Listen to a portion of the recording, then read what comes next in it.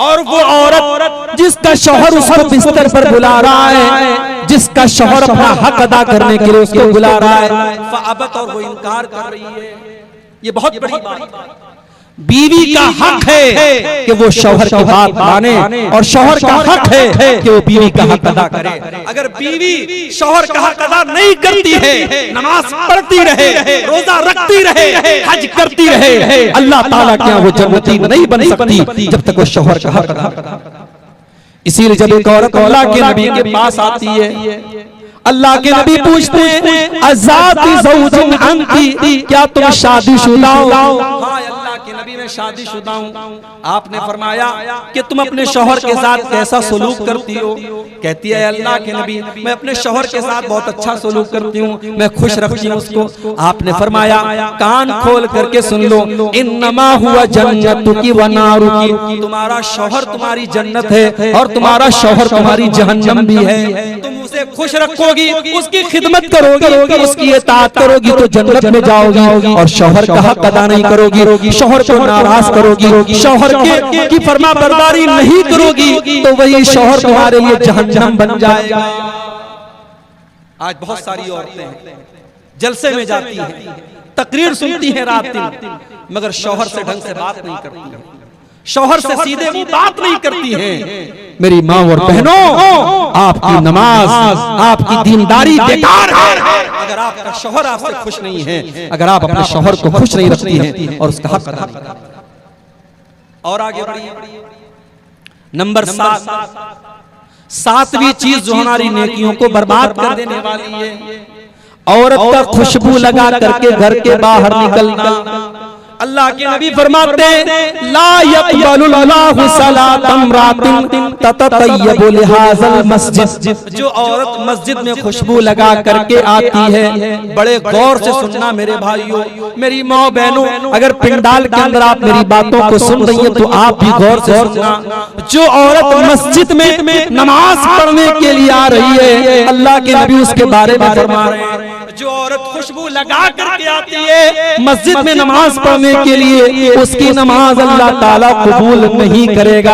हत्ता तरजिया फतगतसिला गस्लहा लिल जनाबा, जब तक के वो घर जा करके गुस्ल न कर ले। कौन सा गुस्ल? जो गुस्ले जनाबत होता है, जब औरत नापाक हो जाती है, नापाक होने के बाद जो वो गुस्ल करती है, सर से पैर तक नहाती है, जब तक वो गुस्ल नहीं कर लेगी खुशबू लगाने वाली औरत, तब तक उसकी नमाज अल्लाह ताला कबूल नहीं करेगा।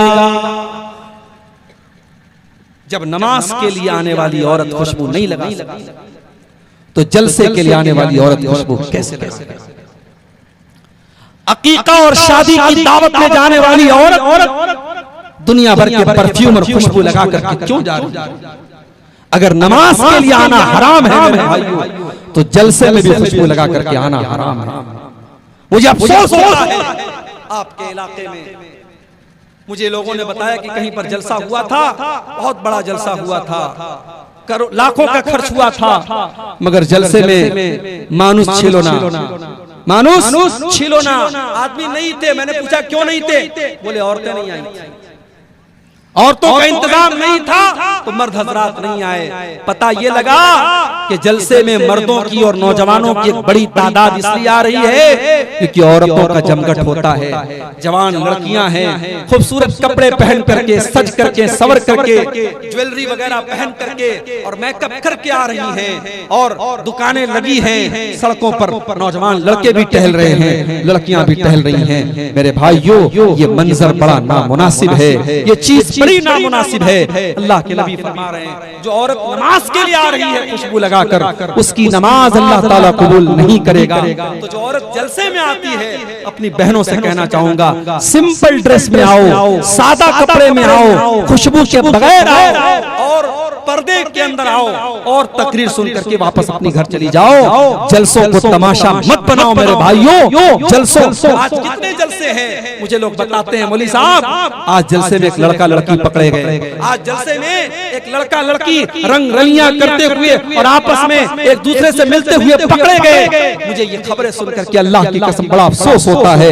ये जलसा है मेरे भाई, ये दीन का प्रोग्राम है और आज आपके सीमांचल में इन जलसों की क्या शक्ल बना दी गई। हमें इस पर भी गौर करना चाहिए, हमें अपने जलसों की भी इस्लाह करनी चाहिए। हम अपने घर की औरतों को अगर जलसे में लाते हैं तो सख्ती करके लाएं। जलसे में जाना है मगर सिंपल तरीके से जाना है। अपनी जवान लड़कियों को आप ताकीद कर दें, देखो हमें सादा तरीके से जाना है, सज करके समर करके मेकअप करके खुशबू लगा करके नहीं जाना है। जब मस्जिद में नमाज पढ़ने के लिए जाना हराम है तो जलसे में भी सज समर करके आना किसी औरत के लिए जायज नहीं है। और आगे और मेहनत करने के बाद उनकी मेहनत का फल उनको मिलता है। और दूसरे टाइप के वो लोग होते हैं जो मेहनत नहीं करते, काम नहीं करते, तो जब काम करते ही नहीं तो उनको फल कहां से मिलेगा? उनको कोई फल भी नहीं। मगर एक तीसरे टाइप के लोग भी होते हैं जो मेहनत करते हैं, काम करते हैं, मगर जब उनकी मेहनत का फल मिलने का टाइम आता है तो उनकी सारी मेहनत के ऊपर पानी फिर जाता है। किसान है, अपनी जमीन को तैयार करता है, उसमें बीज डालता है, जमीन के अंदर जो भी प्रोसेस है खेती का वो सारा प्रोसेस करता है, खेती में पानी की सिंचाई का पूरा इंतजाम करता है और सारा इंतजाम और सारी मेहनत करने के बाद जब पैदावार का टाइम आता है, जब उस खेती को काटने का टाइम आता है, तब क्या होता है? तब पता ये चलता है कि किसान को उसकी मेहनत का कोई फल नहीं मिला, सारी खेती उसकी तबाह हो गई, सारी खेती उसकी बर्बाद हो गई।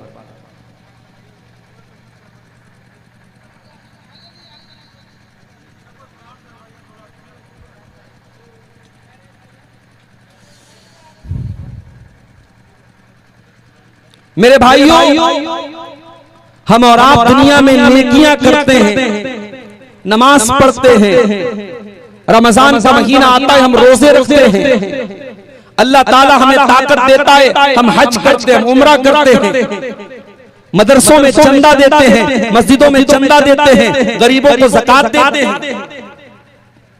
जरा सोचो मेरे भाई, कल क़यामत के दिन अल्लाह की बारगाह में अगर अल्लाह ताला ये फैसला सुना दे, मेरे बंदे जो तू नमाज़ें पढ़ के आया है, जो तू रोजे रख करके आया है, जो तू ज़कात दे करके आया है, जो तूने चंदा दिया है, जो तूने दान खैरात किया है, मेरे बंदे तेरी सारी नेकियां अब तेरे नाम-ए-आमाल में नहीं लिखी जाएंगी, उनको काउंट नहीं किया जाएगा, उनको शुमार नहीं किया जाएगा, तेरी नेकियां तेरे काम नहीं आएंगी। सोचो वो कितना बड़ा बदनसीब इंसान होगा।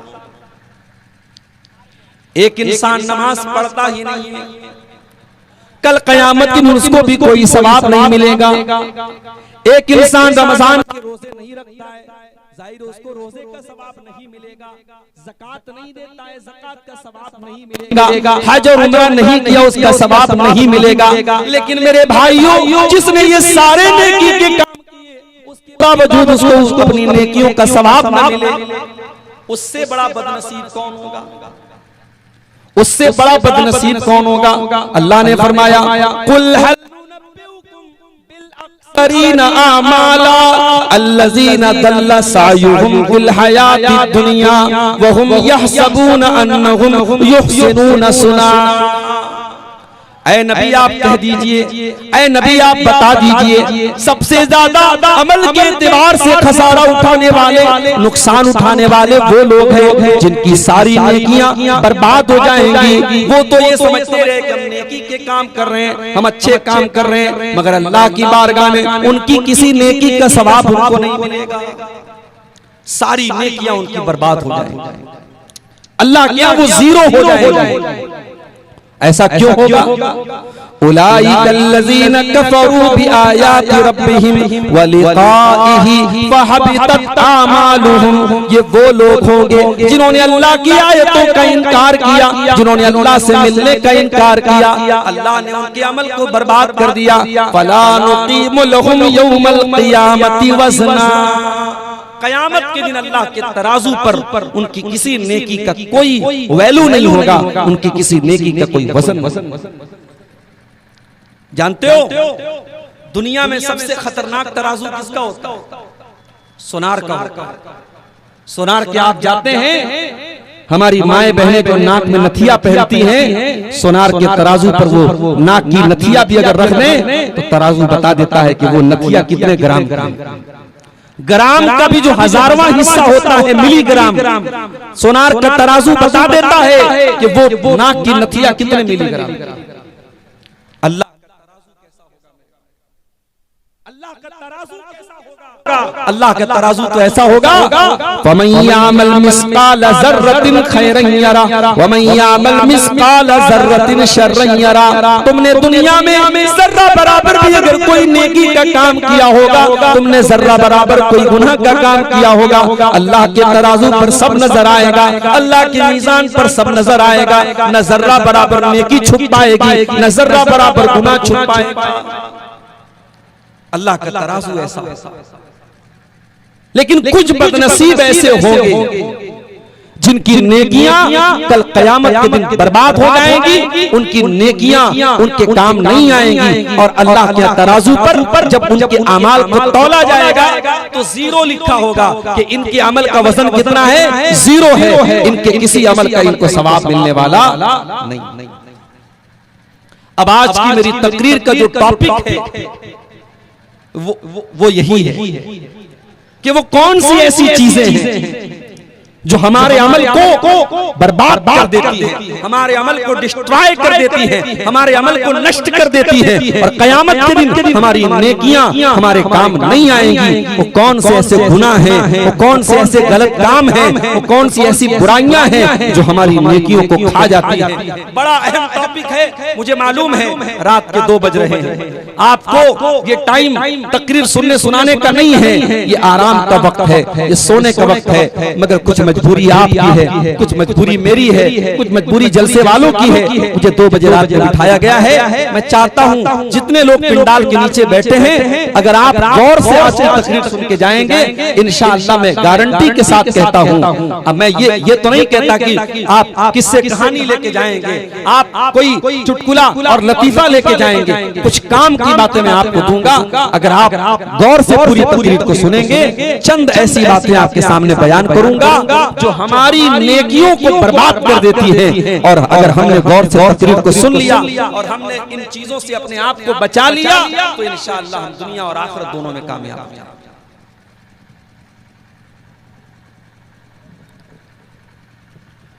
अब ये सब ना जो करना है कर दो, बाद में कोई तमाशा मत करना।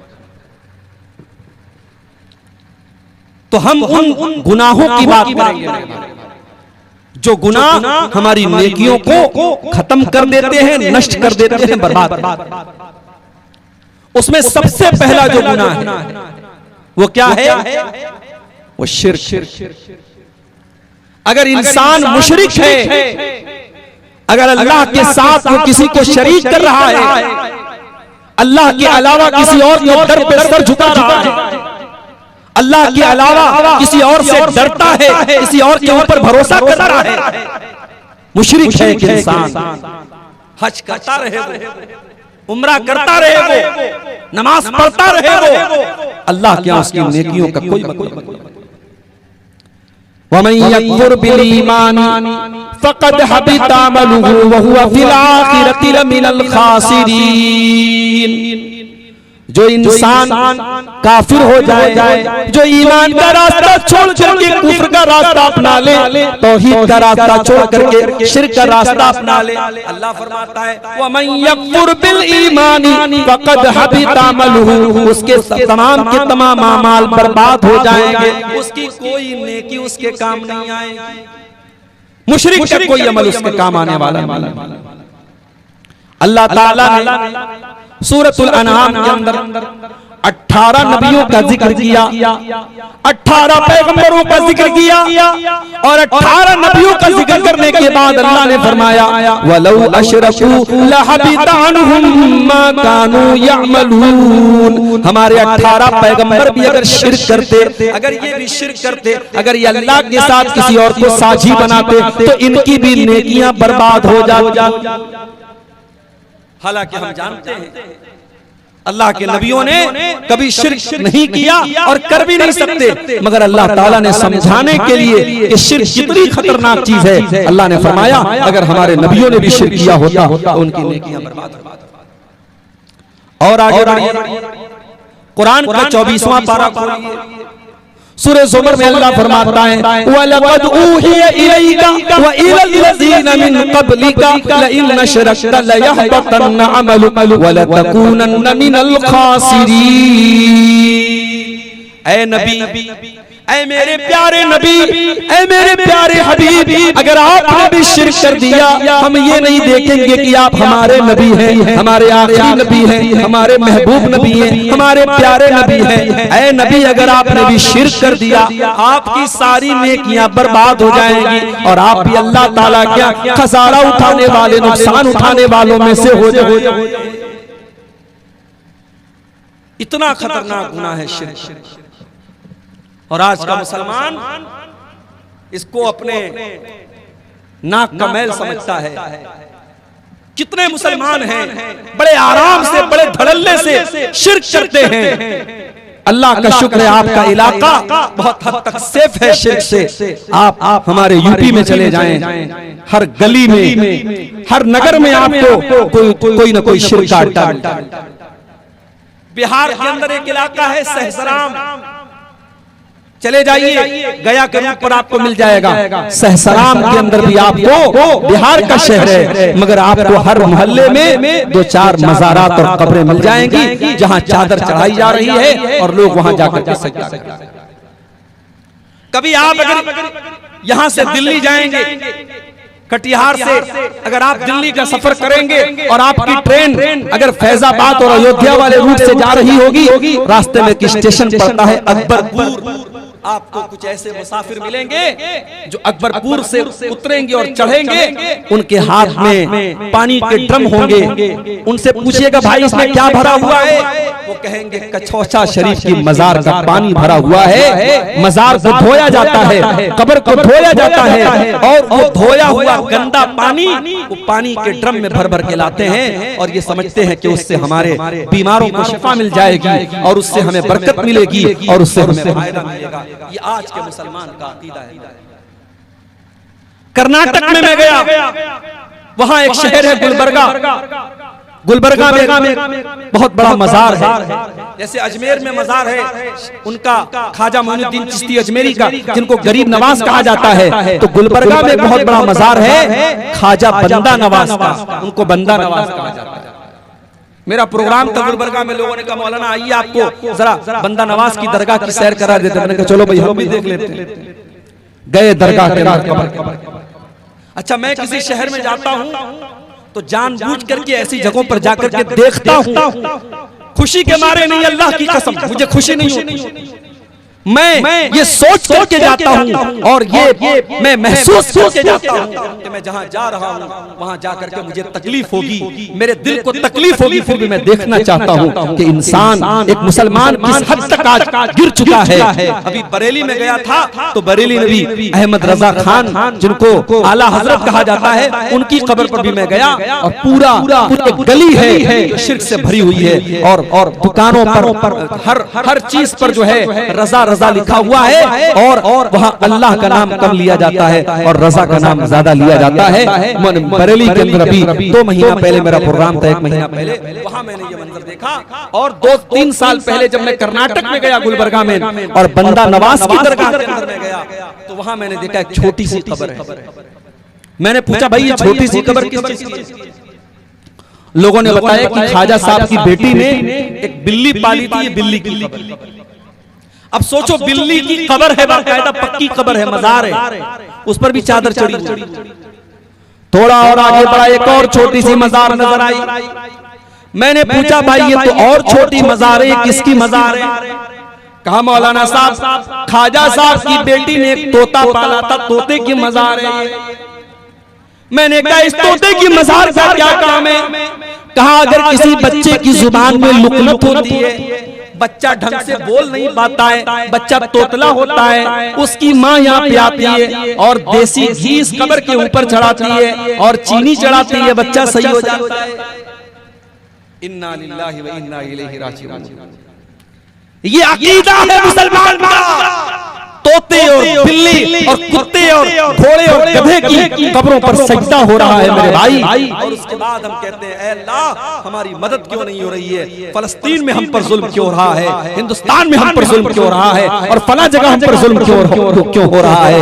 मेरे भाइयों, अल्लाह ने मदद का वादा तब किया था जब हम उस एक अल्लाह की तौहीद पर कायम रहे, हम शिर्क करते रहे, हम अल्लाह को नाराज करते रहे, हम अल्लाह को छोड़ करके गैरुल्लाह के दर पर पेशानी झुकाते रहे और हम ये एक्सपेक्ट करें, ये उम्मीद करें, ये आशा करें कि अल्लाह मदद नाजिल करेगा।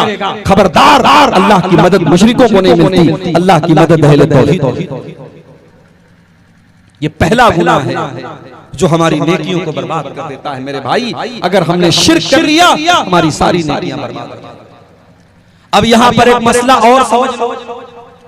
एक आदमी मुसलमान है, अब वो मुसलमान से काफिर हो गया। जैसे अभी बहुत सारी मुसलमान लड़कियां हो रही हैं, किसी गैर मुस्लिम लड़के से उनको प्यार हो गया, मोहब्बत हो गई। गैर मुस्लिम लड़के ने कहा कि तुम्हें मेरे साथ अपना मजहब छोड़ करके मेरा मजहब कबूल करना पड़ेगा। लड़की का नाम आयशा है, लड़की का नाम ज़ैनब है, लड़की का नाम फातिमा है, लड़की का बाप मुसलमान, लड़की की माँ मुसलमान, लड़की खुद मुसलमान, लेकिन प्यार के झांसे में आकर, मोहब्बत के झांसे में आकर अपने गैर मुस्लिम आशिक के लिए लड़की ने अपना धर्म परिवर्तन कर लिया, अपना मजहब तब्दील कर लिया, इस्लाम को छोड़ दिया। हो रहा है कि नहीं? बहुत बड़ी तादाद में हो रहा है, पूरे भारत में हो रहा है। आपके कटिहार और किशनगंज से लेकर के मुंबई जैसे शहरों पर शायद आपकी नजर न हो, सोशल मीडिया पर बहुत सारी चीजें आपको ये हो रहा है। मुसलमान लड़कियां मुर्तद हो रही हैं, अंजाम क्या होगा? कुरान का दूसरा पारा वमन यर्तदिद मिनकुम अन दीनिही फयमुत वहुवा काफिरुन फउलाइका हबितत अमालुहुम फिद दुनिया वल आखिरह वउलाइका अस्हाबुन नार हुम फीहा खालिदून। जो भी मुर्तद हो जाएगा, जो इस्लाम को छोड़ करके कोई और मजहब को कबूल कर लेगा, जो इस्लाम को छोड़ करके कोई और धर्म स्वीकार कर लेगा और उसी हालत में वो मर जाएगा, अल्लाह का ऐलान है वो दुनिया में भी खसारा उठाएगा और आखिरत में भी खसारा उठाएगा। वो हमेशा हमेशा जहन्नम में रहेगा। मुर्तद का ठिकाना जहन्नम है। इस्लाम को छोड़ करके कोई और मजहब कबूल करने वाला, इस्लाम के अंदर आने के बाद कोई और मजहब कबूल करने वाला, उसकी कोई नेकी अल्लाह ताला क्या काम नहीं देगी, वो बर्बाद हो जाएगा भाइयों। और आज अफसोस की बात है, हमारी कितनी मुसलमान बहनें हैं और कितने मुसलमान हमारे भाई हैं जो आज मुर्तद हो रहे हैं। और मुझे एक बात कहने दीजिए, बहुत बड़ा इलाका है सीमांचल का और बहुत बड़ी तादाद में आपकी बरादरी है यहाँ पे। अगर अपनी आने वाली नस्लों की ईमान की फिक्र आप करें, ये साल में हजारों जलसे आप करा रहे हैं, बहुत अच्छी बात है, जलसे होने चाहिए, तकरीरें होनी चाहिए, मगर तकरीर साल में एक बार होती है मेरे भाई। आपके बच्चों को दीन की तालीम कंटिन्यू मिलनी चाहिए। आपका बच्चा, आपकी बच्ची कॉन्वेंट स्कूल में पढ़ रहा है, आपकी लड़की कॉलेज में पढ़ रही है, उसे दीन के नाम पर कोई मालूमात नहीं है और उसे कोई दीन की बात बताने वाला नहीं। उसने कभी मदरसे का मुंह नहीं देखा, कभी मौलाना साहब से उसने नहीं पढ़ा, कभी कुरान नहीं पढ़ा, कभी हदीस नहीं पढ़ी। आपका वो लड़का और लड़की कल जब जवान होगा तो मीडिया की वजह से, सोशल मीडिया की वजह से, इंटरनेट की वजह से धीरे धीरे उसके दिमाग को दीन से दूर कर दिया जाएगा, अल्लाह से दूर कर दिया जाएगा। और इस बात का डर है कि आपकी आने वाली नस्लें दीन से दूर हो जाएंगी। इसलिए अपने बच्चों की फिक्र करो, अपनी आने वाली नस्लों की फिक्र करो, अपने बच्चों को तौहीद सिखाओ, अपने बच्चों को शिर्क से बचाओ। हजरत इब्राहिम अलैहिस्सलाम अल्लाह की बारगाह में दुआ करते हैं, वजुनुबनी व बनी अन्ना बुदल असनाम, आय अल्लाह तू मुझे और मेरे बच्चों को शिर्क से बचाना, आय अल्लाह मेरे बच्चों को शिर्क कभी न करने देना, आय अल्लाह मेरे बच्चों को तौहीद के ऊपर कायम रखना। इब्राहिम दुआ कर रहे हैं, अल्लाह के खलील दुआ कर रहे हैं। और आगे बढ़िए, अभी आजकल आप एक लफ्ज बहुत ज्यादा सुन रहे होंगे, इसराइल। ये इसराइल किसका नाम? मैं उलमा से नहीं पूछता, अवाम से पूछता हूं। अवाम में से कोई बता, इसराइल किसका नाम था? बोलो भाई, बहुत तकरीर सुनी आप लोगों ने, उलमा जवाब नहीं देंगे, आम आदमी जवाब दे। इसराइल किसका नाम है? किसका नाम है? बोलो भाई, रिकॉर्डिंग कोई बताए, इसराइल किसका नाम है? किसका नाम था? नहीं। और कोई बताए, इसराइल किसका नाम था? क्या तकरीर सुनते हो भाई? इसराइल हजरत याकूब अलैहिस्सलाम का नाम था। हजरत याकूब अलैहिस्सलाम का नाम इसराइल था और उन्हीं के 12 बेटों से 12 कबीले बने थे जिनको बनी इसराइल कहा जाता है। और ये जो यहूदी हैं ये उसी नस्ल से चले आ रहे हैं, इसीलिए इन्होंने अपनी इन्होंने जो मुल्क बनाया उसका नाम अपने बाप के नाम पे इसराइल के नाम पे रखा। तो इसराइल कोई खराब नाम नहीं है, ये तो नबी का नाम है, ये तो नबी का नाम है। ये अलग बात है कि इतने बड़े नबी के नाम पर इन्होंने अपने देश का नाम बनाया और जबरदस्ती फलस्तीनियों के मुल्क पर कब्जा करके बनाया और फिर धीरे धीरे उनके और भी इलाकों पर कब्जा करते चले गए। और आज जिनकी जमीन पर कब्जा किया और जिनके देश में इनको आज से 60 साल 70 साल पहले पनाह मिली, वही ये जुल्म सितम कर रहे हैं, फलस्तीनियों को मार रहे हैं। और आज आप देखें, एक हॉस्पिटल पर इसराइल ने हमला किया है और हॉस्पिटल में 500 लोगों के मरने की खबर आ रही है। और जो लोग मरे हैं उनकी लाशें आप देखेंगे तो शायद आप अपने आंसुओं को रोक नहीं पाएंगे। भाइयों, अल्लाह हमारे भाइयों की मदद करे, बस हम ये दुआ कर सकते हैं।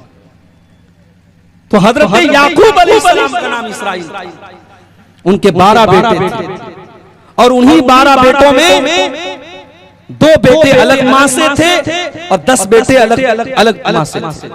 जो 2 बेटे अलग मां से थे, एक बेटे का नाम था यूसुफ और दूसरे बेटे का नाम था बिन्यामीन। अभी इसराइल का जो राष्ट्रपति है उसका नाम भी क्या है? नितिन बिन्जामिन। वो बिन्जामिन जो बोलते हैं ना, वही बिन्यामीन है। तो बिन्यामीन के नाम पर भी अपने बच्चों का नाम बोला।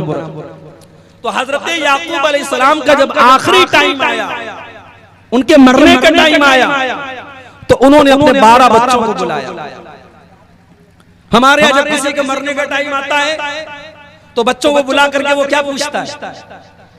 अपनी जमीन के बारे में बात करता है, अपनी जायदाद के बारे में बात करता है, अपने रुपये पैसे के बारे में बात करता है। लेकिन मेरे प्यारे साथियों, हजरत याकूब अलैहिस्सलाम का आखिरी टाइम में अपने 12 बेटों को उन्होंने बुलाया। कुरान कहता है, अम कुंतुम शुहदा इज़ हज़र याकूब अल मौत इज़ क़ाला लिबनीहि मा ताबुदून मिन बादी। हजरत याकूब अलैहिस्सलाम ने अपने 12 बेटों से सवाल किया, ऐ मेरे बच्चों बताओ, तुम मेरे मरने के बाद किसकी इबादत करोगे? क़ालू नाबुदु इलाहका व इलाह आबाइका इब्राहीम व इस्माईला व इसहाक़ इलाहन वाहिदा व नहनु लहू मुस्लिमून। 12 बेटों ने जवाब दिया, अब्बा जान, हम आपके मरने के बाद उसी एक अल्लाह की इबादत करेंगे जिसकी इबादत आप करते हैं और जिसकी इबादत हमारे बाप दादा किया करते थे। हमारे यहाँ कोई बाप अगर पूछे अपने बच्चों से तो लोग मजाक उड़ाएंगे, यार ये कौन सा सवाल है कि मेरे बाद किसकी इबादत करो? मगर याकूब अलैहिस्सलाम अपने 12 बेटों से ये वसीयत करके जा रहे हैं, मेरे बाद किसकी इबादत करो।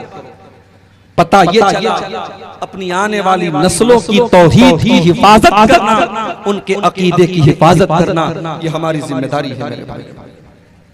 इसीलिए मैं कहता हूं कि इन मदरसों को हकीर मत समझो। ये मदरसे हैं तो तुम्हारा ईमान महफूज है, ये मदरसे हैं तो कुरान करीम की अल्लाह हिफाजत कर रहा है, ये मदरसे हैं तो तुम्हारी हदीसें महफूज हैं, ये मदरसे हैं तो तुम्हारा वजूद महफूज है। जिस दिन ये रहे सहे मदरसे भी खत्म हो गए, अल्लाह की कसम तुम्हें ईमान और इस्लाम बताने वाला। तो ये पहली चीज है मेरे भाइयों जो हमारी नेकियों को बर्बाद कर देती है। अगर कोई शिर्क करेगा तो उसकी सारी नेकियां बर्बाद। और आगे बढ़िए, नेकियों को बर्बाद कर देने वाली दूसरी चीज रियाकारी, दिखावा। एक इंसान अगर दिखावे के लिए नमाज पढ़ता है, दिखावे के लिए रोजा रखता है, दिखावे के लिए हज करता है, दिखावे के लिए दान खैरात करता है, कोई भी काम वो दिखावे के लिए करता है, उसकी वो नेकी अल्लाह ताला क्या बर्बाद कर दी जाए।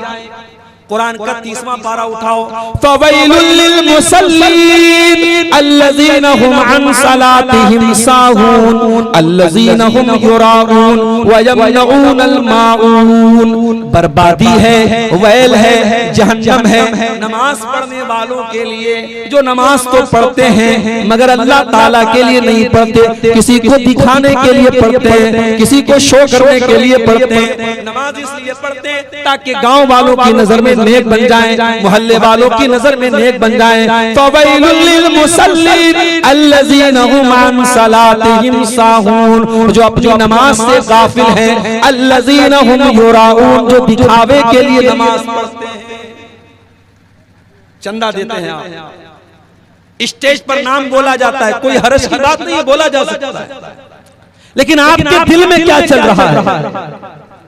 अगर आपके दिल में ये चल रहा है तो मौलवी साहब मेरे नाम का ऐलान करें, दुनिया को पता चल जाए मैंने 1 लाख चंदा दिया। अल्लाह को खुश करने के बजाय पब्लिक को खुश करने की अगर नीयत है तो कान खोल करके सुन लो, आपका दान, आपका चंदा, आपकी ज़कात, आपकी खैरात बर्बाद हो सकती। या अय्युहल्लज़ीना आमनू ला तुब्तिलू सदक़ातिकुम बिलमन्नि वल अज़ा कल्लज़ी युनफ़िक़ु मालहु रिआअन नास। ऐ ईमान वालो, जब सदका किया करो, जब दान दिया करो तो एहसान मत जता के दिया करो, तकलीफ दे करके मत दिया करो। कल्लज़ी युनफ़िक़ु मालहु रिआअन नास, जैसे वो लोग अल्लाह की राह में दान देते हैं, जो लोगों को दिखाने के लिए देते हैं, जो अल्लाह के ऊपर ईमान नहीं रखते, जो कयामत के दिन के ऊपर ईमान नहीं रखते, वो तो बस लोगों को दिखाने के लिए दान खैरात करते हैं। अगर आपकी दान खैरात लोगों को दिखाने के लिए है तो मेरे भाइयों आपका पैसा अल्लाह ताला क्या काम नहीं आएगा, आपकी नेकियों के अकाउंट में वो नेकी नहीं लिखी जाएगी, वो बर्बाद हो जाएगी।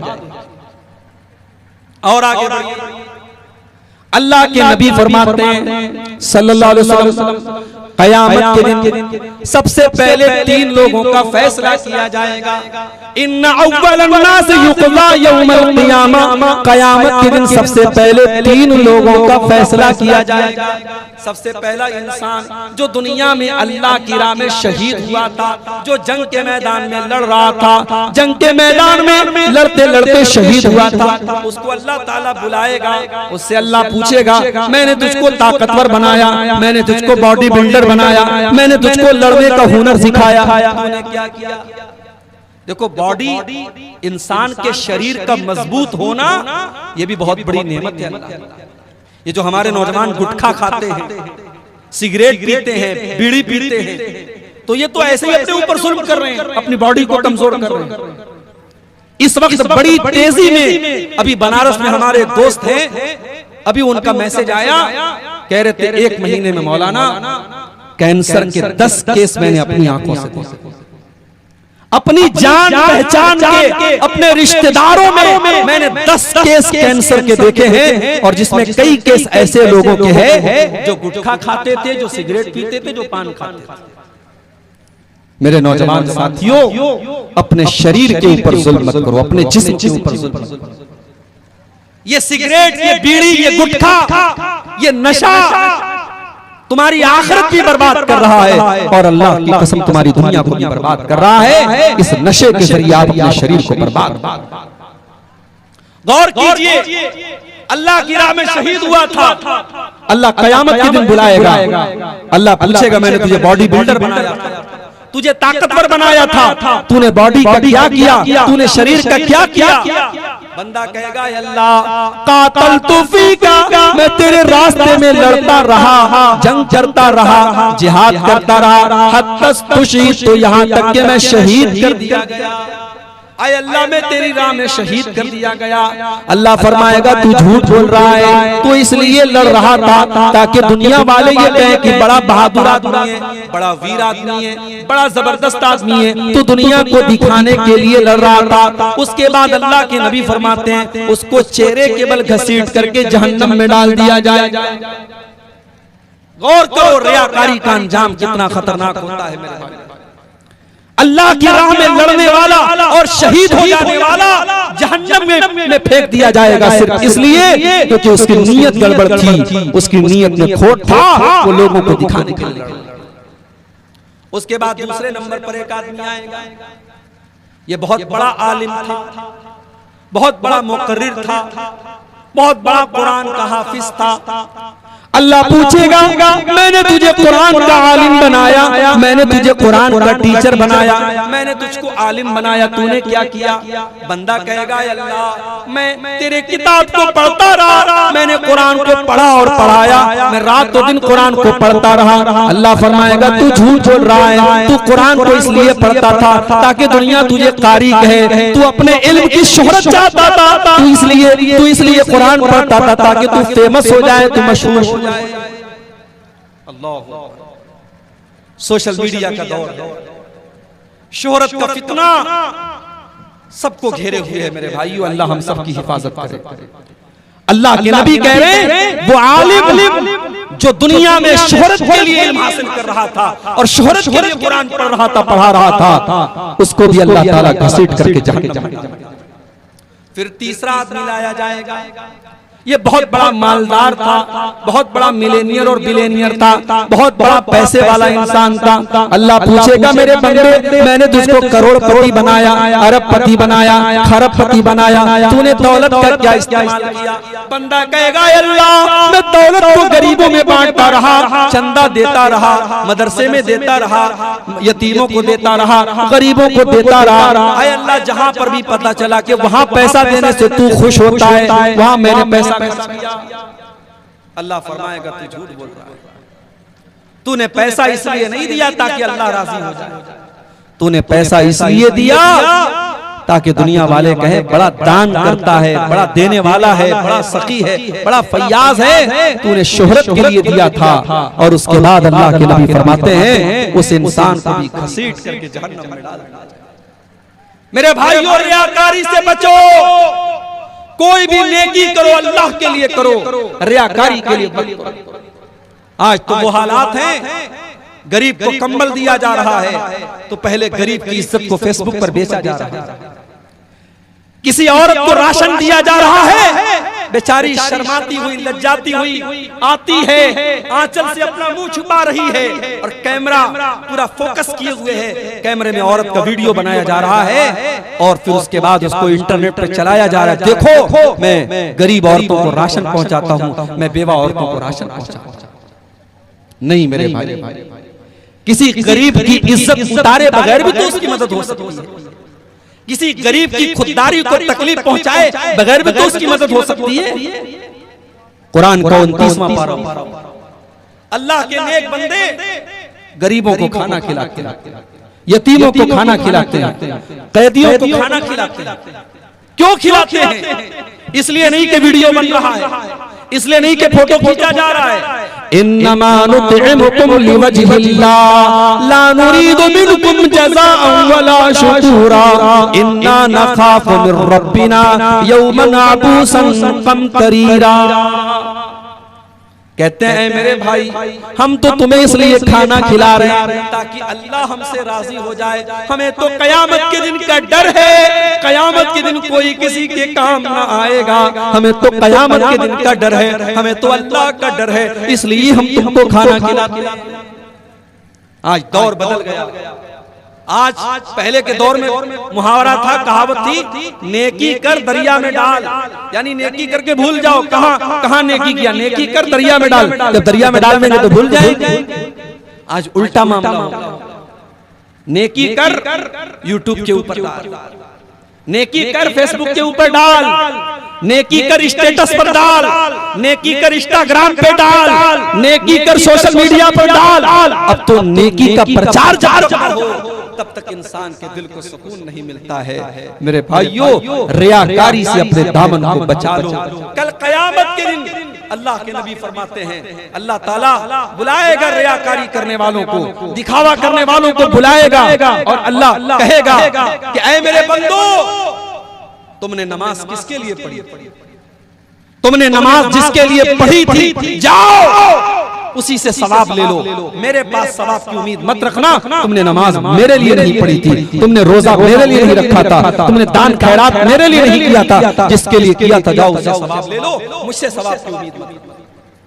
तो ये दूसरी बड़ी खतरनाक चीज है मेरे भाई, रियाकारी जो हमारी नेकियों को खत्म कर देती है, हमारी नेकियों को नष्ट कर। तीसरी चीज जो हमारी नेकियों को बर्बाद कर देगी, उसको कहा जाता है बिदअत। दीन के अंदर नया काम। रबीउल अव्वल का महीना आया, 12 रबीउल अव्वल की तारीख आई, हमारे बहुत सारे मुसलमान भाई वो एक तीसरी ईद भी मनाने लगे हैं। आज तक आपने सुना होगा कि इस्लाम के अंदर 2 त्योहार होता है, एक ईद उल फित्र होता है, एक ईद उल अज़हा होती है। अभी एक तीसरी ईद भी मनाई जाने लगी और इसका नाम क्या रखा? ईद मिलादुन नबी, नबी की पैदाइश वाली ईद। और एक शायर कहता है, निसार तेरी चहल पहल है, हजारों ईदे रबीउल अव्वल, सिवाय इब्लीस के जहां में सभी तो खुशियां मना रहे हैं। तो इसके जवाब में मैंने क्या कहा था? ये बिदअतों की चहल पहल है, ये दीन अहमद नहीं है यारो।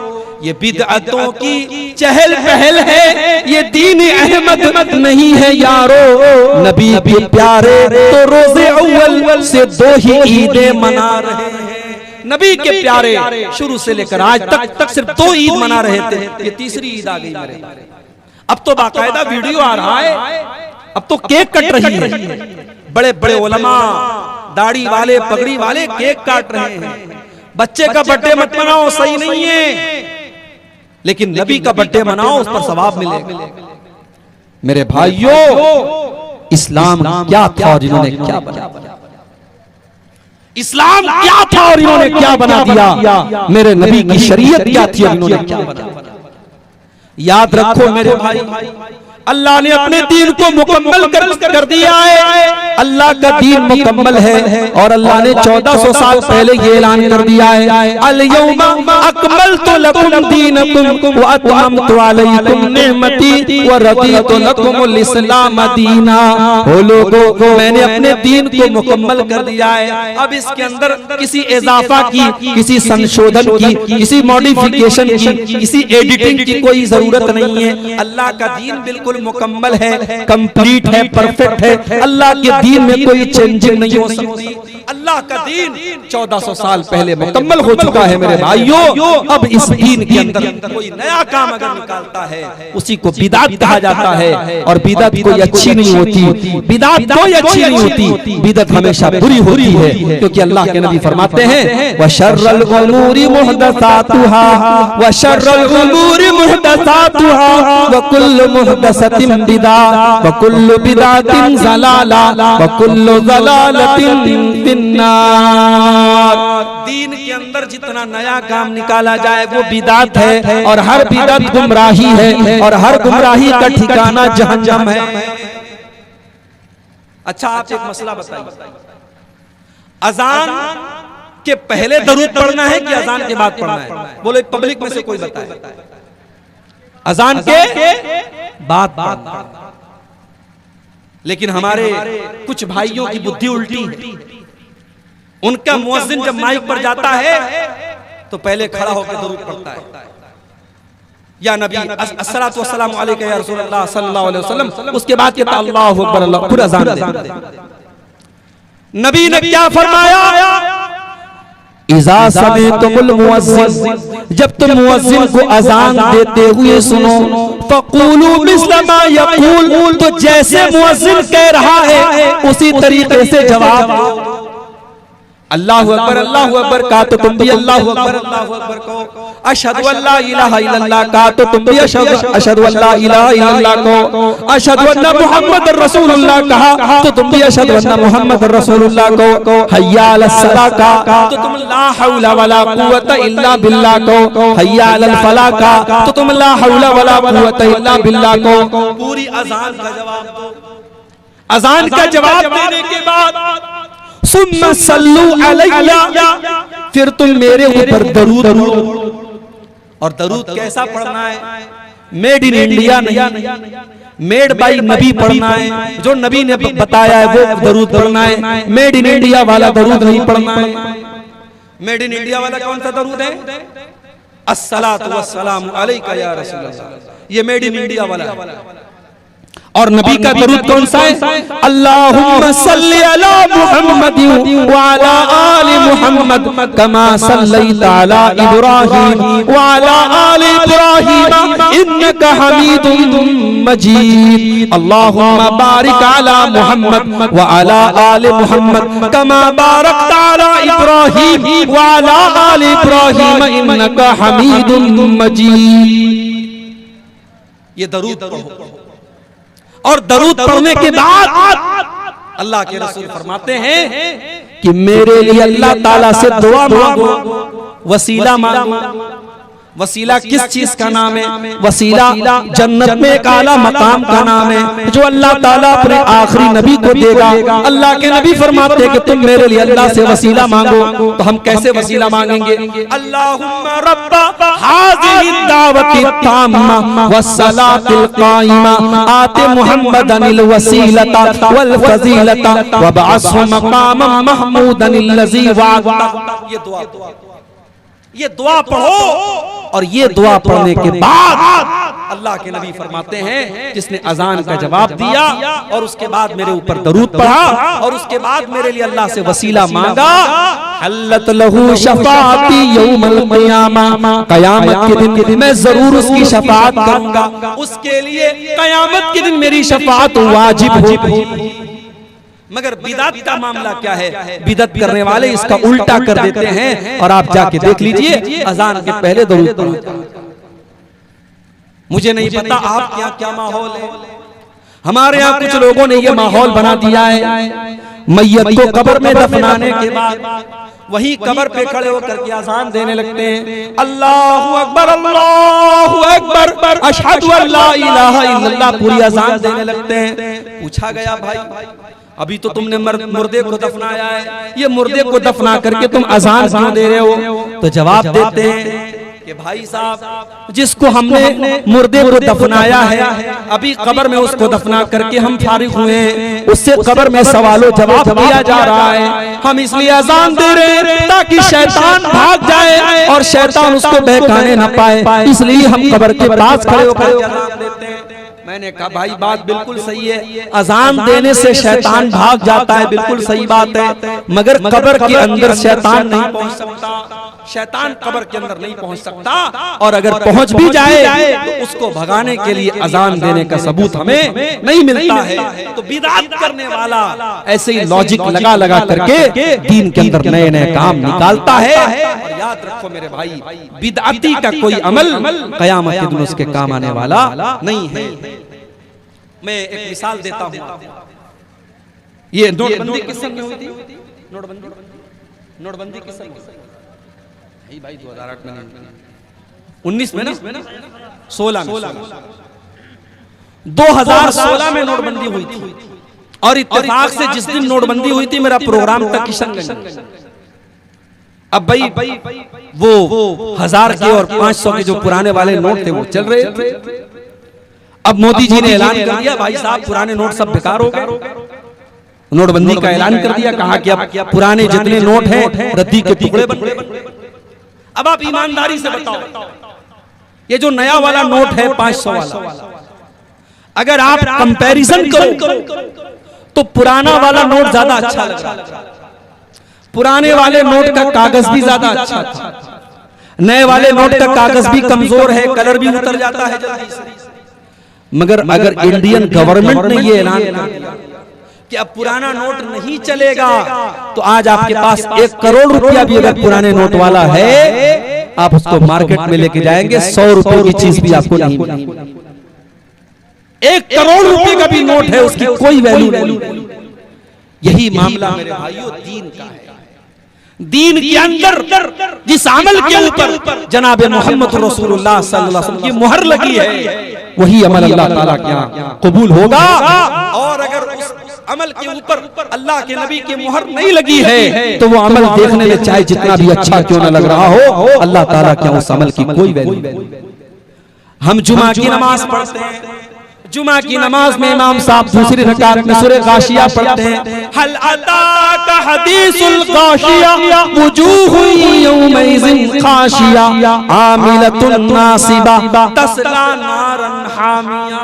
ओ लोगो, कयामत के दिन कुछ लोग आएंगे आमिलतुन नासिबा, जो अमल कर कर के थक गए होंगे, बहुत अमल किया होगा, बहुत नमाज पढ़ी होगी, बहुत रोजा रखा होगा, आमिलतुन नासिबा, अमल कर करके वो थक चुके होंगे, तस्ला नारन हामिया, लेकिन वो भड़कती हुई जहन्नम की आग में डाले जाएं। तो बिदाती का अंजाम बहुत बुरा है मेरे भाई, इसलिए अपने आप को बिदात से बचाओ, दीन के अंदर वही काम करो जिस काम के ऊपर अल्लाह की और उसके रसूल की मुहर लगी हो, उसके अलावा कोई काम। और आगे हमारी नेकियों को बर्बाद कर देने वाली चौथी चीज, अगर हम नमाज की पाबंदी नहीं करते, नमाज को छोड़ देते हैं, रात भर आपने जलसा सुना, सुबह फजर की अजान हो रही है, अस्सलातु खैरुम मिनन नौम की सदाएं बुलंद हो रही हैं, और आप आराम से सोए पड़े हैं, आपने फजर की नमाज छोड़ दी। याद रखो मेरे भाई, नमाज का छोड़ना भी ये बहुत बड़ा गुनाह है, और इससे भी हमारी नेकियां बर्बाद हो जाएंगी। अल्लाह के नबी फरमाते हैं, अव्वलु मा युहासबु बिहिल अब्दु यौमल क़ियामति सलातु, क़यामत के दिन बंदे से पहला हिसाब उसकी नमाज के बारे में किया जाएगा। फ़इन सलुहत, अगर नमाज का मामला सही है, अगर नमाज सही है तो सारा अमल सही है, और अगर नमाज का मामला गड़बड़ है तो सारा मामला गड़बड़ है। और एक और हदीस में अल्लाह के नबी ने फरमाया, मन तरका सलातल अस्री फक़द हबिता अमलुहु, जिसने असर की नमाज जानबूझ करके छोड़ दी, उसका अमल बर्बाद हो जाएगा। जब एक टाइम की नमाज जानबूझ करके छोड़ने वाले का अमल बर्बाद हो जाएगा। हमारे कितने भाई ऐसे हैं जो एक टाइम की भी नमाज नहीं पढ़ते, जिनकी जिंदगी में नमाज के लिए कोई मकाम नहीं है। भाइयों सोचो उनका क्या। शेख अब्दुल अजीज इब्न बाज से पूछा गया, बीवी नमाज पढ़ती है, शौहर नमाज नहीं पढ़ता। बीवी नमाज पढ़ती है, शौहर नमाज नहीं पढ़ता, एक टाइम की नमाज नहीं पढ़ता, शौहर जहां क्या होगा। शेख इब्न बाज का फतवा मौजूद है, जाइए इंटरनेट पर आप भी देख लीजिए। शेख इब्न बाज कहते हैं, अगर बीवी नमाजी है और शौहर बेनमाजी है तो निकाह खत्म कर दिया जाएगा, निकाह खत्म कर दिया जाएगा, और उस मुसलमान औरत को उस बेनमाजी के साथ नहीं रखा जाएगा, क्योंकि नमाज न पढ़ने वाला काफिर है, नमाज को जानबूझ करके छोड़ने वाला काफिर है। ये सऊदी अरब के बहुत बड़े मुफ्ती का फतवा है। चलो ठीक है, हम इतनी सख्त बात नहीं कहते, हम कहते हैं नमाज छोड़ने वाला काफिर नहीं है, अगर वो नमाज को फर्ज मानता है, नमाज को जरूरी मानता है, अगर लापरवाही की वजह से वो नमाज नहीं पढ़ता है, काफिर तो नहीं है, मगर मेरे भाइयों गुनहगार तो है, और बहुत बड़ा गुनहगार है। और आज अफसोस की बात यह है, हम दावा ये करते हैं कि हम नबी के चाहने वाले हैं, हम नबी से मोहब्बत करने वाले हैं, नबी के लिए जान दे देंगे। अरे तुम क्या नबी के लिए जान दोगे? तुम क्या नबी से मोहब्बत करोगे? तुम्हें नबी से मोहब्बत होती तो तुम नमाज न छोड़ते। मेरे नबी को नमाज से बहुत प्यार था। अल्लाह के नबी कहा करते थे, जुइलत कुर्रतु ऐनी फिस सलाह, नमाज मेरी आंखों की ठंडक है, मेरी नमाज मेरी आंखों की ठंडक है। और अपनी वफात के पहले, अपने इंतकाल के पहले अल्लाह के नबी दुनिया से ये कहकर गए, अस्सलाता अस्सलाता व मा मलकत ईमानुकुम, हो लोगों नमाज की पाबंदी करते रहना, नमाज का ख्याल करते रहना, नमाज जानबूझ करके कभी मत छोड़ना। तो नमाज छोड़ने वाला भी बहुत बड़ा गुनहगार है और वो अपनी नेकियों को खतरे में डाल रहा है। इस बात का डर है कि उसकी नेकियां बर्बाद हो। और आगे 11 चीजें मैं बयान करके बात खत्म कर दूंगा। अभी 4 चीजें। नंबर 5 हमारी नेकियों को बर्बाद कर देने वाली 5वीं चीज, हुकूकुल इबाद में कोताही। अगर आपने किसी का हक मारा होगा, किसी की जमीन पर नाजायज कब्जा किया होगा, किसी का माल नाजायज तरीके से हड़प लिया होगा, अल्लाह के नबी फरमाते हैं कि मेरी उम्मत में सबसे गरीब आदमी, सबसे फकीर आदमी, सबसे मुफलिस आदमी वो होगा जो क़यामत के दिन नमाज लेकर के आएगा, रोजा लेकर के आएगा, ज़कात लेकर के आएगा, हज लेकर के आएगा, बहुत सारी नेकियां लेकर के आएगा। वयाती कद शतम हाज़ा व क़ज़फ़ हाज़ा व अकल माला हाज़ा, लेकिन किसी को गाली दी होगी, किसी का हक मारा होगा, किसी का माल हड़पा होगा, किसी की जमीन पर कब्जा किया होगा, उसकी सारी नेकियां उसके उन तमाम हकदारों को दे दी जाएगी जिनका उसने हक मारा था। और जब उसकी नेकियां खत्म हो जाएंगी, अल्लाह के नबी फरमाते हैं हकदारों के गुनाह इसके ऊपर लाद दिए जाएंगे, और जो दुनिया से नेकी लेकर के गया था उसके ऊपर दूसरों के गुनाह लाद दिए जाएंगे और वो जहन्नम के अंदर फेंक दिया जाएगा। मेरे भाइयों, बड़ा खतरनाक मसला है हुकूकुल इबाद का। किसी का हक मत मारना, किसी का हक मत मारना। दुनिया की अदालत में हो सकता है आप केस जीत जाएं, वकील को खरीद लें, जज को खरीद लें, पुलिस वालों को खरीद लें, हो सकता है दुनिया में आप बेईमानी कर लें, मगर कान खोल करके सुन लो, अल्लाह की अदालत में कोई बेईमानी नहीं कर सकता। अल्लाह की अदालत में कोई रिश्वत नहीं चलेगी, अल्लाह के फरिश्ते रिश्वत नहीं लेते। अल्लाह के नबी फरमाते हैं मन कानत इंदहु मज़लमतुन लिअखी, अगर अपने भाई पर जुल्म किया है तो दुनिया में उससे छुटकारा पालो, वरना आखिरत की करेंसी रुपया पैसा नहीं होगी, आखिरत की करेंसी तुम्हारी नेकियां और तुम्हारे गुनाह होंगे। अगर तुमने दुनिया वालों का हक मारा होगा, तुम्हारी नेकियां उनको दे दी जाएंगी और उनके गुनाह तुम्हारे ऊपर लाद दिए जाएंगे। इसलिए मेरे भाइयों, हुकूकुल इबाद के मामले में बहुत होशियार। आज भाई भाई का हक मार रहा है। आज कितने बाप हैं अपनी औलाद का हक मार रहे हैं, कितने बाप है अपनी बेटियों को, कितने भाई हैं अपनी बहनों को जायदाद में, वरासत में महरूम कर देते हैं। सारी जायदाद बेटों के नाम लिख देते हैं ताकि बेटी वारिस ना हो जाए। कितने भाई हैं अपनी बहनों का हिस्सा और हक खा जाते हैं। मेरे भाइयों, याद रखो, हुकूकुल इबाद का मामला बहुत खतरनाक है। अगर आपने किसी का हक मारा होगा, कल क़यामत के दिन आपको जवाब देना पड़ेगा और आपकी नेकियां बर्बाद हो जाएंगी और आपके जिम्मे उस इंसान के गुनाह डाल देंगे। 5 चीजें हो गई। नंबर 6, शराब पीना, ये भी बहुत बड़ा गुनाह है। शराब पीने वाले की नमाज भी कबूल नहीं होती है। अल्लाह के नबी फरमाते हैं मन शरिबल खम्रा ला तुक़बलु लहू सलातु 40 सबाहा, जो शराब पीता है उसकी 40 दिन की नमाज कबूल नहीं होगी। शराब पीने वाले की 40 दिन तक की नमाज कबूल नहीं होगी जब तक वो अल्लाह ताला से सच्ची तौबा न कर ले, उसकी 40 दिन तक की नमाज कबूल नहीं होगी। इतना बड़ा गुनाह है शराब पीना। आज मुसलमान बड़े शौक से शराब पी रहा है। शराब के अड्डों पे चले जाओ, आपको मुसलमान ज्यादा नजर आ जाएंगे।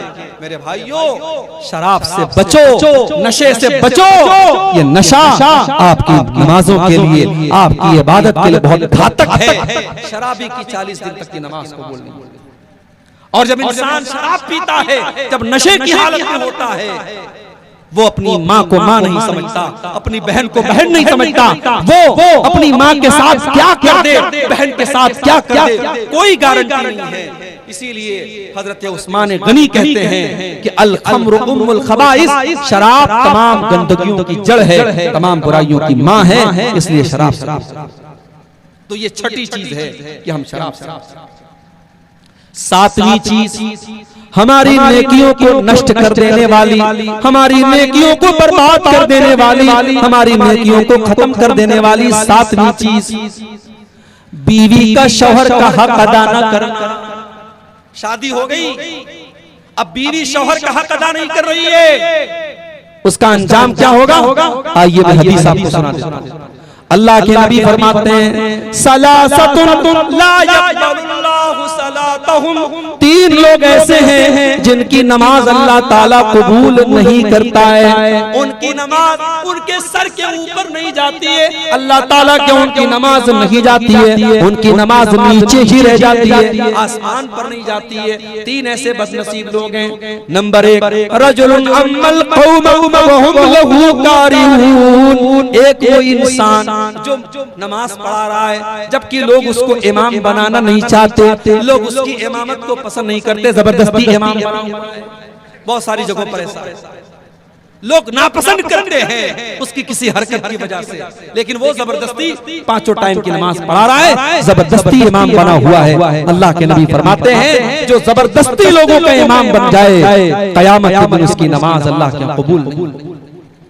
नंबर दो, वरजुलुन सल्ला अला जनाज़तिन वलम युमर, जो किसी की जनाजे की नमाज पढ़ा दे जबकि उससे कहा नहीं गया था, किसी और से कहा गया था, ये जबरदस्ती आगे बढ़कर के जनाजा पढ़ा रहा है। जनाजे की नमाज बगैर इजाजत पढ़ाने वाला, उसके लिए भी अल्लाह के नबी फरमाते हैं उसकी नमाज अल्लाह ताला के कबूल नहीं।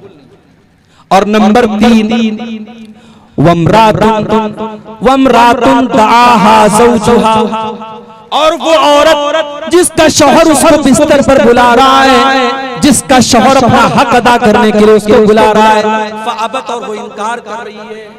ये बहुत बड़ी बात, बीवी का हक है कि वो शौहर की बात माने, और शौहर का हक है कि वो बीवी का हक अदा करे। अगर बीवी शौहर का हक अदा नहीं करती है, नमाज पढ़ती रहे, रोजा रखती रहे, हज करती रहे, अल्लाह ताला के यहाँ वो जन्नती नहीं बन सकती जब तक वो शौहर का हक अदा। इसीलिए जब एक औरत अल्लाह के नबी के पास आती है, अल्लाह के नबी पूछते हैं, अज़ाती ज़ौजिन अंती, क्या तुम शादीशुदा हो? कि नबी मैं शादीशुदा हूँ। आपने फरमाया कि तुम अपने शौहर के साथ कैसा सलूक करती हो? कहती है अल्लाह के नबी मैं अपने शौहर के साथ बहुत अच्छा सलूक करती हूँ, मैं खुश रखती हूँ उसको। आपने फरमाया कान खोल करके सुन लो, इन्नमा हुआ जन्नतुकी व नारुकी, तुम्हारा शौहर तुम्हारी जन्नत है और तुम्हारा शौहर तुम्हारी जहन्नम भी है। तुम उसे खुश रखोगी, उसकी खिदमत करोगी, उसकी इताअत करोगी तो जन्नत में जाओगी, और शौहर का हक अदा नहीं करोगी, शौहर को नाराज करोगी, शौहर की फरमा बरदारी नहीं करोगी, तो वही शौहर तुम्हारे लिए जहन्नम बन जाएगा। आज बहुत सारी औरतें जलसे में जाती हैं, तकरीर सुनती हैं रात दिन, मगर शौहर से ढंग से बात नहीं करती हैं, शौहर से सीधे वो बात नहीं करती हैं। मेरी माँ और बहनों, आपकी नमाज, आपकी दीनदारी बेकार है अगर आपका शौहर आपसे खुश नहीं है, अगर आप अपने शौहर को खुश नहीं रखती हैं और उसका हक अदा नहीं करती। और आगे बढ़िए, नंबर 7, सातवीं चीज जो हमारी नेकियों को बर्बाद कर देने वाली है, औरत का खुशबू लगा करके घर के बाहर निकलना। अल्लाह के नबी फरमाते ला यक़बलुल्लाहु सलातम रातिन तततय्यबु लिहाज़ल मस्जिद, जो औरत मस्जिद में खुशबू लगा करके आती है, बड़े गौर से सुनना मेरे भाइयों, मेरी माँ बहनों, अगर पिंडाल के अंदर आप मेरी बातों को सुन रही हैं तो आप भी गौर से सुनना। जो औरत मस्जिद में नमाज पढ़ने के लिए आ रही है, अल्लाह के नबी उसके बारे में फरमा रहे हैं, जो औरत खुशबू लगा करके आती है मस्जिद में नमाज पढ़ने के लिए, उसकी नमाज अल्लाह ताला कबूल नहीं करेगा। हत्ता तरजिया फतगतसिला गस्लहा लिल जनाबा, जब तक के वो घर जा करके गुस्ल न कर ले। कौन सा गुस्ल? जो गुस्ले जनाबत होता है, जब औरत नापाक हो जाती है, नापाक होने के बाद जो वो गुस्ल करती है, सर से पैर तक नहाती है, जब तक वो गुस्ल नहीं कर लेगी खुशबू लगाने वाली औरत, तब तक उसकी नमाज अल्लाह ताला कबूल नहीं करेगा। जब नमाज के लिए आने वाली औरत खुशबू नहीं लगा तो जलसे के लिए आने वाली औरत खुशबू कैसे लगा? अकीका और शादी की दावत में जाने वाली औरत दुनिया भर के परफ्यूम और खुशबू लगा करके क्यों जा रही है? अगर नमाज के लिए आना हराम है मेरे भाइयों, तो जलसे में भी खुशबू लगा करके आना हराम है।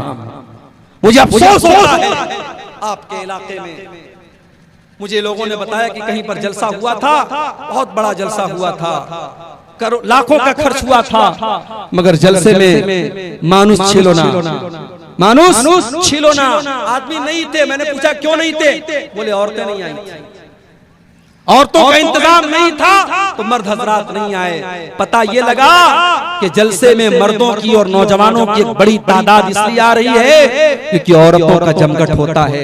जवान लड़कियां हैं, खूबसूरत कपड़े पहन करके, सज करके, सवर करके, ज्वेलरी वगैरह पहन करके और मेकअप करके आ रही हैं, और दुकानें लगी हैं, सड़कों पर नौजवान लड़के भी टहल रहे हैं, लड़कियां भी टहल रही हैं। मेरे भाइयों, ये मंजर बड़ा नामुनासिब है, ये चीज बड़ी नामुनासिब है। अल्लाह के नबी फरमा रहे हैं, जो औरत नमाज के लिए आ रही है खुशबू लगाकर, उसकी नमाज अल्लाह ताला कबूल नहीं करेगा।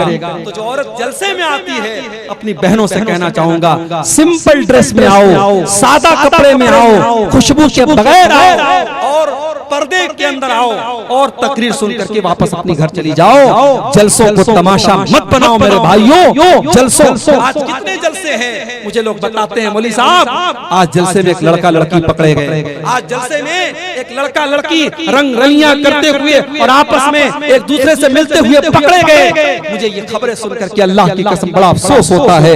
ये जलसा है मेरे भाई, ये दीन का प्रोग्राम है, और आज आपके सीमांचल में इन जलसों की क्या शक्ल बना दी गई। हमें इस पर भी गौर करना चाहिए, हमें अपने जलसों की भी इस्लाह करनी चाहिए। हम अपने घर की औरतों को अगर जलसे में लाते हैं तो सख्ती करके लाएं। जलसे में जाना है मगर सिंपल तरीके से जाना है। अपनी जवान लड़कियों को आप ताकीद कर दें, देखो हमें सादा तरीके से जाना है, सज करके, समर करके, मेकअप करके, खुशबू लगा करके नहीं जाना है। जब मस्जिद में नमाज पढ़ने के लिए जाना हराम है, तो जलसे में भी सज समर करके आना किसी औरत के लिए जायज नहीं है। और आगे तो खुशबू लगा करके जो औरत आती है उसका मामला भी आपने सुन लिया। इसी तरीके से मेरे भाइयों, नेकियों को बर्बाद कर देने वाली एक और चीज, और वो चीज ये है कि इंसान अकेले में, तन्हाई में, जहां कोई देखने वाला ना हो, वहां वो गुनाह का काम करे, वो नाजायज काम करे, वो हराम काम करे। अकेले और तन्हाई में किए जाने वाले गुनाह भी इंसान की नेकियों को बर्बाद कर देते हैं। और मैं जो हदीस सुनाने जा रहा हूं, आप उस हदीस को बड़े गौर से सुनिएगा। और आपके हाथों में मोबाइल है, आप सबके हाथों में मोबाइल है, मैं जानता हूं। आज 3 साल के बच्चे से लेकर 70 साल के बूढ़े के हाथ में मोबाइल और स्मार्टफोन है। मोबाइल चलाने वाला इस हदीस को गौर से, मोबाइल चलाने वाली हमारी नौजवान बहनें, हमारी कौम की लड़कियां भी इस हदीस को गौर से सुने, हमारे नौजवान भाई भी सुने। हदीस के रावी कौन है? हजरत सौबान रज़ी अल्लाह ताला अन्हु। हजरत सौबान कहते हैं, अल्लाह के नबी ने फरमाया, लअलमन्ना अक़वामम मिन उम्मती यातूना यौमल क़ियामा, मैं अपनी उम्मत के कुछ ऐसे लोगों को जानता हूँ जो कयामत के दिन आएंगे, पहाड़ों के बराबर नेकियां लेकर के आएंगे, पहाड़ों के बराबर नेकियां लेकर के आएंगे। फयजअलुहुल्लाहु अज़्ज़ा व जल्ला हबाअम मंसूरा, लेकिन अल्लाह ताला उनकी नेकियों को बर्बाद कर देगा। उनकी नेकियों को अल्लाह ताला की कोई गिनती नहीं होगी। सहाबा ने पूछा, आय अल्लाह के नबी, वो कौन से बदनसीब लोग होंगे जो पहाड़ों के बराबर नेकियां लेकर के आएंगे मगर उनकी नेकियां बर्बाद हो जाएंगी। आपने फरमाया, ओ लोगों, वो तुम्हारे भाई होंगे, वो तुम्हारे ही जैसे लोग होंगे, बस एक बात की कमी होगी, वो नमाज भी पढ़ेंगे, वो रातों को इबादत भी करेंगे, वलाकिन्नहुम इज़ा खलौ बिमहारिमिल्लाहि इंतहकुहा। बस एक बात की कमी होगी, बस एक बात की कमी होगी, जब वो अकेले में होंगे, जब वो तन्हाई में होंगे, वो अपने माँ बाप वो हराम काम करेंगे, वो नाजायज काम करेंगे, वो अल्लाह को नाराज करने वाले काम करेंगे, वो पब्लिक के सामने तो नहीं करेंगे, वो माँ बाप के सामने तो नहीं करेंगे, लेकिन जब बंद कमरा होगा, बेडरूम में अकेले सो रहे हैं और हाथ में मोबाइल की स्क्रीन है, अब मोबाइल के ऊपर वो क्या देख रहे हैं ये वो जानते हैं, मोबाइल जानता है और अल्लाह जानता है। वलाकिन्नहुम इज़ा खलौ बिमहारिमिल्लाहि इंतहकुहा। उनकी तन्हाई गुनाहों से भरी हुई। कितने उलमा हैं, कितने कुरान के हाफिज हैं, कितने हाजी हैं, कितने 70 साल के बूढ़े हैं जो आज मोबाइल पर गंदी चीजें देख रहे हैं। मेरे भाई, आज मोबाइल ने हमारी नेकियों को डिस्ट्रॉय कर दिया, हमारी नेकियों को बर्बाद कर दिया। और एक बात कान खोल करके सुनो, हो सकता है हम मोबाइल से सारा डाटा क्लियर कर, हो सकता है हमारे ये चैनल वाले, हमें एक भाई ने बताया कि आपने थोड़ी सी सख्ती की है तो कुछ चैनल वालों ने अपने चैनल का नाम बदल दिया है ताकि आप पकड़ न सके, गंदे थंबनेल तो नहीं हटे, नाम बदल दिया। आज हो सकता है ये 420 करके हम दुनिया वालों की नजरों में सुर्खरू हो सकता है हम अपने क्रोम के ब्राउजर की हिस्ट्री डिलीट कर दें, हो सकता है व्हाट्सएप की चैटिंग डिलीट कर दें, हो सकता है हम फेसबुक के मैसेंजर की चैटिंग डिलीट कर दें, मगर किरामन कातिबीन, अल्लाह के फरिश्ते जो रिकॉर्ड कर रहे हैं मेरे भाई, उस रिकॉर्डिंग को आप कहां से हटाएं। व इन्ना अलैकुम लहाफिज़ीन किरामन कातिबीन यालमून मा तफ़अलून। हमारे किरामन कातिबीन, हमारे फरिश्ते तुम्हारी एक-एक एक्टिविटी को रिकॉर्ड कर रहे हैं, एक-एक हरकत को नोट कर रहे हैं। फरिश्तों का लिखा कैसे मिटाओगे मेरे भाई? फरिश्ते तो एक-एक हरकत को लिखो। इसलिए खबरदार हो जाओ और अपनी तन्हाई को गुनाहों से बचा लो। तन्हाई में किए जाने वाले गुनाह हमारी नेकियों को खा जाएंगे। इसी तरीके से एक और चीज है जो हमारी नेकियों को बर्बाद कर देती है, और वो क्या है? रिश्तेदार से रिश्ता काटना। रिश्तेदार से रिश्ता काटने वाले की नेकियां भी बर्बाद हो जाएंगी। अल्लाह के नबी फरमाते हैं, ला यदखुलुल जन्नत कातिउ रहमिन। रिश्ता काटने वाला जन्नत में नहीं जाएगा। भाई भाई से रिश्ता काट के बैठा है, चाचा भतीजे से रिश्ता काट के बैठा है, भाई बहन से रिश्ता काट के बैठा है, बाप बेटे से रिश्ता काट के बैठा है। कान खोल करके सुन लो मेरे भाई, रिश्ता काटने वाला जन्नत में नहीं जाएगा। इसलिए अगर आपने किसी से रिश्ता काटा है तो जाओ सुलह कर लो, सफाई कर लो, माफी मांग लो। इससे पहले कि माफी मांगने का टाइम खत्म हो जाए मेरे भाइयों, जाकर के माफी मांगो। और आपको एक बात बताऊं, अल्लाह के नबी फरमाते हैं, सही मुस्लिम की रिवायत, हर सोमवार के दिन और हर जुमेरात के दिन, हर मंडे को और हर थर्सडे को, हर सोमवार और हर बृहस्पतिवार, गुरुवार, हफ्ते के 2 दिन जन्नत के दरवाजे खोल दिए जाते हैं। अल्लाह के नबी फरमा रहे, सोमवार के दिन, जुमेरात के दिन जन्नत के दरवाजे खोल दिए जाते हैं और हर उस इंसान की बख्शिश कर दी जाती है, हर उस इंसान को माफ कर दिया जाता है जो अल्लाह के साथ शिर्क न करता हो, जो शिर्क न करता हो उसको माफ कर दिया जाता है। सिवाय 2 लोगों के। अगर आपके गांव में ऐसे कोई 2 लोग हो तो सुन ले, वो अल्लाह के नबी ने फरमाया 2 लोगों की बख्शिश नहीं होती। कौन? जिनके दरमियान आपस में कीना कपट, जिनके दरमियान आपस में दुश्मनी हो, कीना हो, उनकी बख्शिश नहीं होती है। न सोमवार के दिन होती है, न जुमेरात के दिन होती है। अल्लाह फरिश्तों से कहता है, अनज़िरू हाज़ैनि हत्ता यस्तलिहा, अनज़िरू हाज़ैनि हत्ता यस्तलिहा। ऐ मेरे फरिश्तों इनके ऊपर नजर रखो, अगर ये सुलह कर लें, अगर ये मेल मिलाप कर लें, तब तो इनको जन्नत में डालना है, तब तो इनकी बख्शिश करना है। और अगर ये आपस में झगड़ा रखेंगे, अगर आपस में ये लड़ते रहेंगे, तो फिर इनकी बख्शिश नहीं होगी। मेरे भाइयों, आपस में कीनों को खत्म कर दो, दुश्मनियों को खत्म कर दो। जरूरी नहीं है कि जब आप सही हो तभी खत्म कर दें, जब आप गलत हो तभी खत्म कर दें, नहीं। आप सही है, सामने वाला गलत है, आपको पता है वो गलत है, मगर झगड़ा खत्म करने के लिए अगर आप केस को खत्म कर दें, झगड़े को खत्म कर दें और मामले को खत्म कर दें, अल्लाह के नबी फरमाते हैं, मैं गारंटी लेता हूं जन्नत के बीचों बीच एक मकान की उस इंसान के लिए जो हक पर रहने के बाद भी झगड़ा छोड़ दे। तो मेरे भाइयों, ये चंद चीजें थी जो मैंने आपके सामने बयान किया। ये वो गुनाह हैं कि अगर हम इनसे बचेंगे तो इंशाअल्लाह हमारी नेकियां सेफ रहेंगी, और अगर हम इन गुनाहों से नहीं बचे तो हमारी नेकियां डिस्ट्रॉय हो जाएंगी, हमारी नेकियां बर्बाद हो जाएंगी। ये चंद सवालात आए हैं, इनको देख लेते हैं। एक सवाल आया है कि एक ही गुनाह बार बार कर रहे हैं, गुनाह के बाद शर्मिंदा होते हैं, लेकिन फिर भी वो गुनाह हो जाते हैं, उसका सॉल्यूशन क्या, उसका तरीका क्या?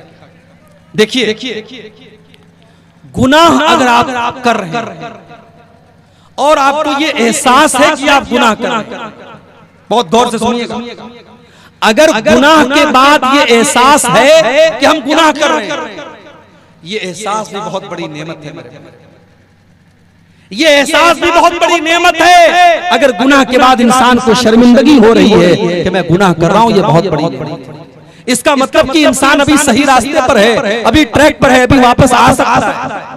तो जब भी आपको ये एहसास हो, आप तौबा करें। अब जब आप तौबा करेंगे तो तौबा के अंदर 3 चीजें होना जरूरी है। तौबा का मतलब क्या होता है? आप गाड़ी चला रहे हैं, गाड़ी को मोड़ लेना, गाड़ी को यू टर्न ले लेना, यही तौबा है। तौबा का मतलब क्या है? आप गलत रास्ते पे जा रहे थे, अब आप सीधे रास्ते पे चले आए, वापस चले आए, अपने रास्ते पे वापस चले। तो तौबा के अंदर 3 शर्तें। पहली शर्त, इंसान को अपने गलत काम पर शर्म आए, शर्मिंदगी हो।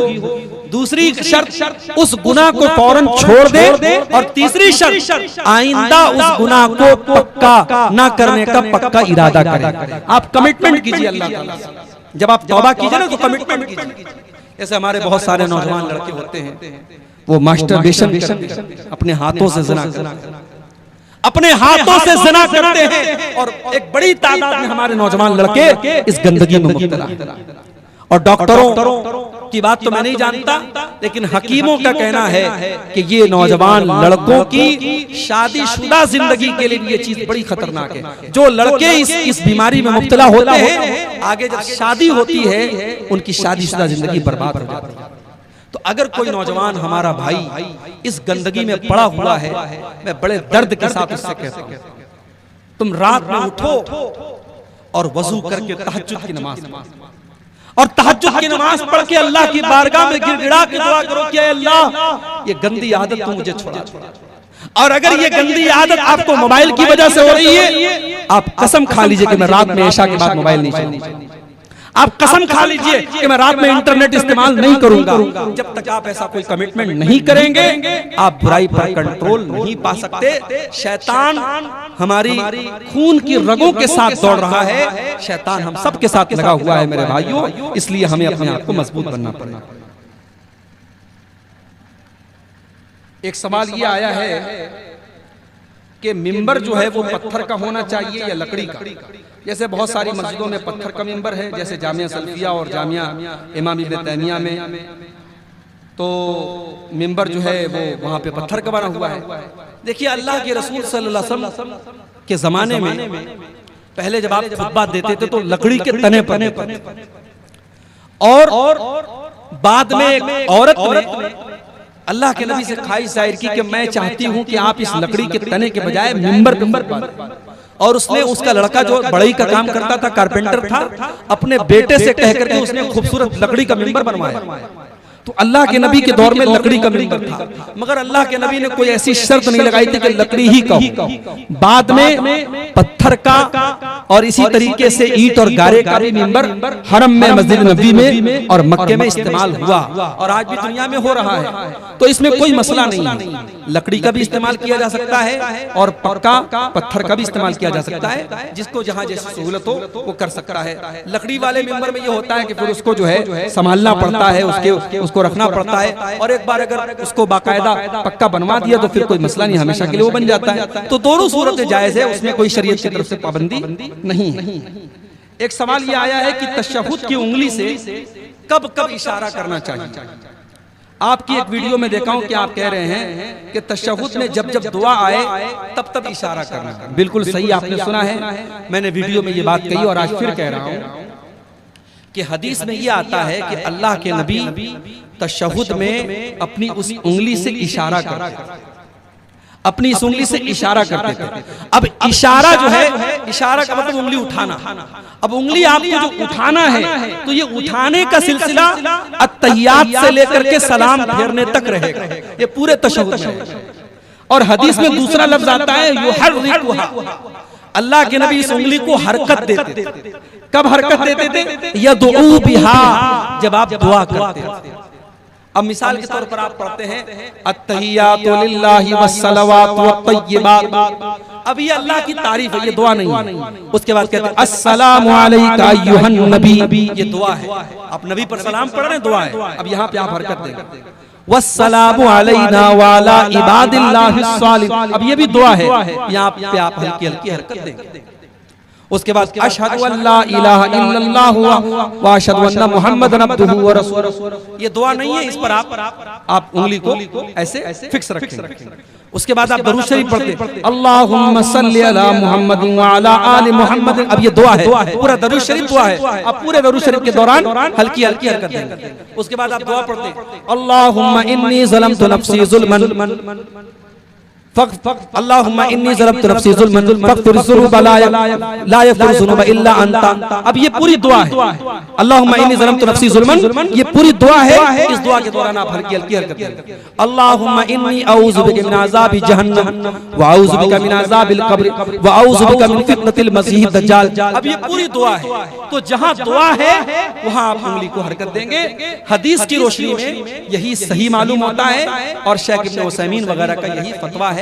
लेकिन ये कोई पाबंदी नहीं है, कोई शर्त नहीं है। अब कोई आम आदमी है, उतना पढ़ा लिखा नहीं है, तो थोड़ा थोड़ा हरकत देता रहे। और जो समझदार है और उसको समझ में आ रहा है कि यहाँ पे दुआ है, यहाँ पे दुआ नहीं है, तो जहाँ पे दुआ है वहां पे हरकत दे। ये ऐसा कोई मसला नहीं है जिसको लेकर के बहुत परेशान हुआ जाए। तो बहरहाल हमारा आज का जो मौजू था गुनाहों, ऐसे गुनाह जो नेकियों को बर्बाद कर देते हैं, हमने ऐसे गुनाहों को देखा है, हमने उस पर पूरी तकरीर सुनी है। हम अल्लाह से दुआ करते रब्बुल आलमीन तो हमें उन गुनाहों से बचने की तौफीक अता फरमा।